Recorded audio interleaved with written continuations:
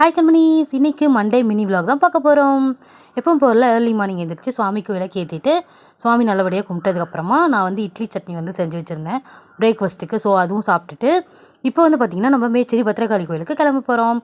இது வந்து வேண்டுதலுக்காக பச்சரிசி மூட்டை எடுத்துகிட்டு போயிருந்தோம். ஸோ பைக்லேயே நானும் பாப்பவும் ஹெல்மெட்லாம் போட்டுட்டு இப்போ வந்து பத்திரகாளி அம்மன் கோவிலுக்கு கிளம்பிட்டோம். நாங்கள் வந்த டைமில் எப்பவும் போல் வெயில் ரொம்ப அதிகமாகவே இருந்துச்சு. இப்போ ஒரு வழியாக பத்திரகாளி அம்மன் கோவிலுக்கு வந்துட்டு அங்கே நம்ம எடுத்துகிட்டு வந்திருந்த அரிசியை வந்து சுவாமிக்கு ஆஃபீஸ் ரூமில் கொடுத்துட்டோம் அப்படின்னா அவங்க அது அன்னதானத்துக்கு யூஸ் பண்ணிப்பாங்க. அதுவும் கொடுத்துட்டு நல்லபடியாக தேங்காய் பழம் உடச்சி சுவாமி சூப்பராக கும்பிட்டுட்டு வந்தாச்சு. சுவாமி கோயிலே வந்து பார்த்திங்கன்னா இந்த நீர்மோர் இருக்குல்ல, அது பொங்கல் இதெல்லாம் வந்து நம்மளுக்கு பிரசாதமாக தந்தாங்க. அதுவும் சாப்பிட்டுட்டு அப்புறமா அங்கே கோவில்லையே சுவாமி பாதத்தில் வச்சு பூஜை பண்ண கயிறு எலுமிச்சப்பழம் பூ இதெல்லாம் தருவாங்க.